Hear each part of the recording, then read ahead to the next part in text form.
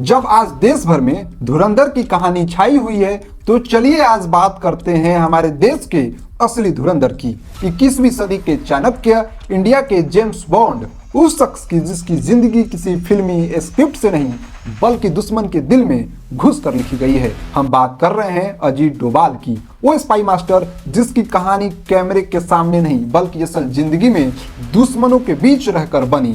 हर पल मौत और पहचान उजागर होने के खतरे के साथ लिखी गई। अजीत डोभाल ने अपने करियर के दौरान करीब 7 साल पाकिस्तान में अंडर कवर एजेंट के रूप में बिताए। वो वहाँ एक आम आदमी बनकर रहते थे, नाम बदला, पहचान बदली, यहाँ तक कि धर्म और पहचान भी।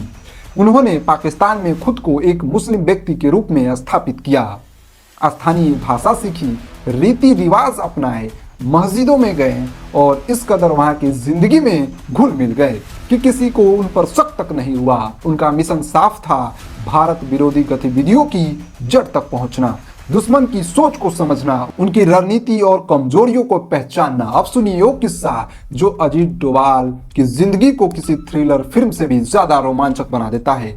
एक बार अजीत डोभाल लाहौर की एक मस्जिद से बाहर निकल रहे थे, तभी एक लंबी दाढ़ी वाले बुजुर्ग ने उन्हें रोक लिया और कहा, तुम हिंदू हो। एक पल के लिए हालात बेहद खतरनाक हो चुके थे।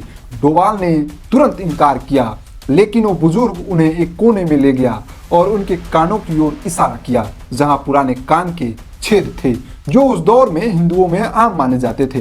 डोभाल ने शांति से जवाब दिया, मैंने बाद में इस्लाम अपनाया है, इसलिए यह छेद है। बुजुर्ग कुछ देर तक चुप रहा, फिर धीरे से बोला, अपनी कानों की प्लास्टिक सर्जरी करवा लेना, वरना कोई और तुम्हें पहचान सकता है। सबसे हैरान करने वाली बात यह थी कि वो बुजुर्ग खुद भी अपनी असली पहचान छिपाकर पाकिस्तान में रह रहा था। दोनों एक दूसरे को बिना कुछ कहे समझ गए कि ये जंग बंदूक की नहीं बल्कि दिमाग और पहचान की है। 2014 में प्रधानमंत्री नरेंद्र मोदी ने अजीत डोभाल को भारत का 5वां राष्ट्रीय सुरक्षा सलाहकार यानी NSA नियुक्त किया और तब से लेकर आज तक भारत की सुरक्षा नीति में जो आत्मविश्वास, जो शक्ति और स्पष्टता दिखती है, उसके पीछे डोभाल की वही शांत, गहरी और निर्णायक सोच है।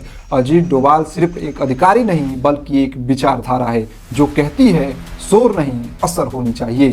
खैर, आपकी क्या राय है कमेंट बॉक्स में बताइएगा जरूर। बहुत बहुत धन्यवाद।